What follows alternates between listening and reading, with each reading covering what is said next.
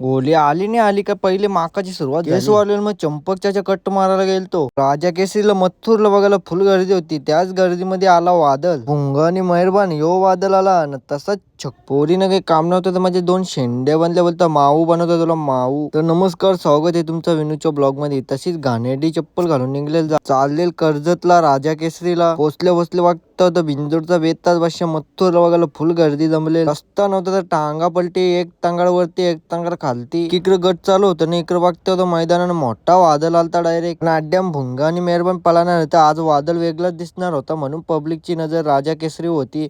कोण ज्या बैलाच्या नावाने एवढी मोठी स्पर्धा होती त्या बैलाला पण बघायला गेलो आपण. मस्त स्टेजच्या साईडलाच होता बैल. डायरेक्ट थकलेले टॉन घेऊन चाललेल सलून मध्ये केस कापाला. पोचल्या कॅमेरा सेट केला, त्याला बोलवता काप, कसं कापतं केस. तो बोलते कटमार चंपकच्या कट एक नंबर दिसशील. लोका बोलत होती कुत्र्यासारखं केस वळवलंय म्हणून आता माणसामध्ये येऊन असं केस सेट करून ठेवलं. थोडासा आपला मेंदू हिल्लेल म्हणून गरगाड्या मशनी आली, मेंदूला पण सेट करत घेतले. पप्पाने आणले कलरच्या पिशव्यानं कलर, त्याचीच अनबॉक्सिंग केली फटाफट. निळा, हिरवा, पिवळा, गुलाबी, तांबडा, तिंबडा सगळं कलर आणले. त्याच्यातलाच एक कलर घेतला नाही, याच्यावर टेस्टिंग केली, आला अख्खा जांभळा करून टाकला.